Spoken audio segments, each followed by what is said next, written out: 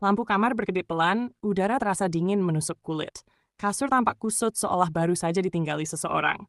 Pintu kamar mandi terbuka sedikit, dari dalam terdengar tetesan air. Aku hendak keluar. Tiba-tiba, aku memberanikan diri masuk untuk eksplor kamar itu.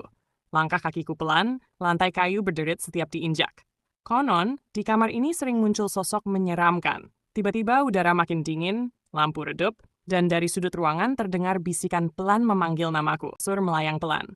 Tanganku gemetar, tapi kamera ponsel tetap menyala merekam semuanya. Udara mendadak dingin, bulu kuduk berdiri. Lalu terdengar bisikan dari belakang. Aku sudah lama menunggumu. Kasur dan dipan tiba-tiba terangkat melayang di udara. Debu beterbangan, lampu bergoyang pelan.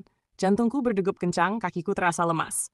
Aku mundur perlahan sambil terus merekam, lalu terdengar suara berat dari gelap kamar. Pergi, ini bukan tempatmu. Memberanikan diri mendekat ke kasur itu.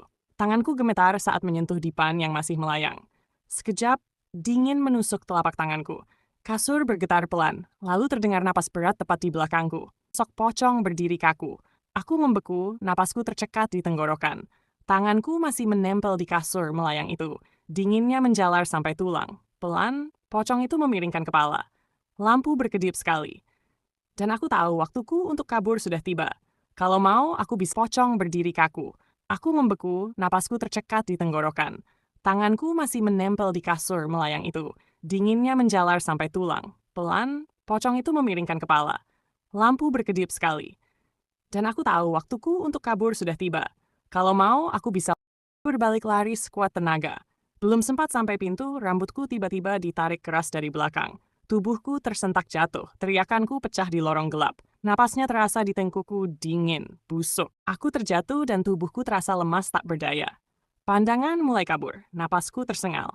Tapi tiba-tiba, tanganku ditarik kuat. Jarinya dingin dan kaku menggenggam pergelanganku. Aku mencoba meronta, tapi suaraku hilang. Dalam gelap kamar itu, aku hanya bisa pasrah. Sementara sosok itu menyeretku semakin jauh.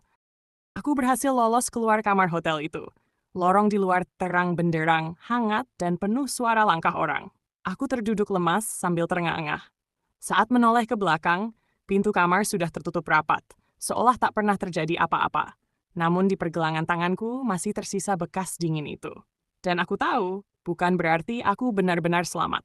Aku terus berjalan menyusuri lorong, langkahku masih gemetar. Akhirnya aku melihat seorang karyawan hotel berdiri di dekat resepsionis. Aku langsung menghampirinya. Napasku tersengal sambil menceritakan semuanya. Karyawan itu menatapku lama, lalu